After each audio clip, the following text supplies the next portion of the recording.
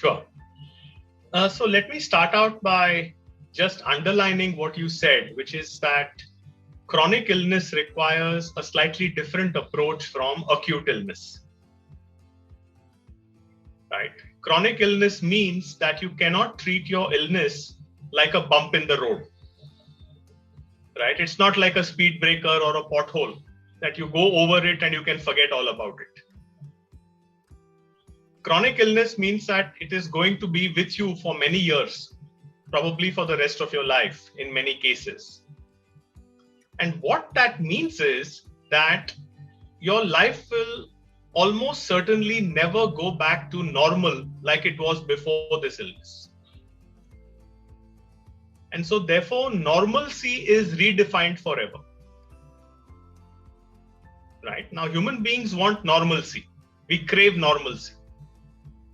And yet, a serious illness or a chronic illness redefines normalcy forever. And that puts us in a very difficult psychological, mental, emotional space, and sometimes even physical space. So we come across three kinds of mindsets when we look at people with cancer. And I think these three kinds of mindsets I have seen both in my corporate work as well as in the work with illness. I think they are quite similar. The first mindset is that of a victim, right? This has happened to me. Are kaise hua, kya hua, kab hua, kyun hua, that famous Bollywood song.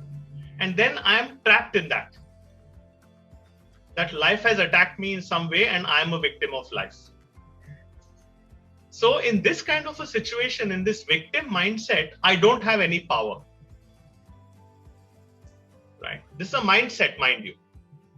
It's not about age, it's not about health, it's really about how you think. The second mindset is that of a survivor. And the survivor mindset is somebody who says, I'm going to fight this. I'm going to take on the challenge. I'm going to bring all my resources to it. And ajao. Right? And in many cases, we treat people who take this survivor attitude as if it's the best possible attitude. Because that is important. That means I have taken back my power, but I'm going to be in a fighting mode. Right? That is the second mindset, which is good. But in our book, it's not the best. The third mindset is what we call is the thriver mindset. And that thriver mindset means that not only am I going to take back my power, but my relationship with my disease is going to be different. I'm not going to fight it, but instead I'm going to use it to grow and to improve myself, as if my disease is a teacher, as if my disease is somebody who's walking with me through the rest of my life. So the main thing that I want to say to people who have a chronic illness is to ask yourself, are you in a victim mentality? Are you in a survivor mentality? Or are you in a thriver mentality? Now, you cannot be in any one mentality all the time. You may slip back and forth. Even I do 20 years later. But where is your center of gravity? Where are you most often located?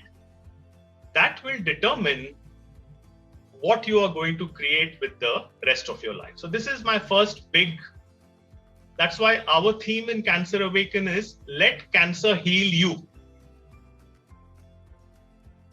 Right? Cancer has come to heal you. So if you think of chronic illness as coming to teach you or to heal you or to help you grow, then obviously you will treat it differently. That's my first big tip.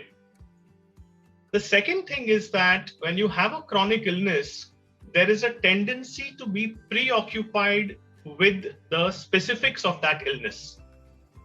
So if I have a digestive illness, let's say, I don't know, Crohn's disease or irritable bowel syndrome or something like that, or if I have a neurological condition like Alzheimer's or Parkinson's or something like that, or if I have a respiratory condition like, say, COPD, whatever it is, I'm so focused on the disease that I forget the person.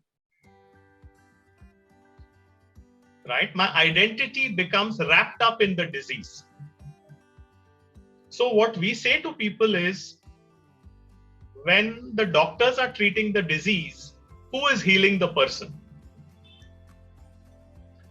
And so healing the person means you have to look at yourself at the physical level, at the mental level, at the emotional level, at the relational level, and at the spiritual level.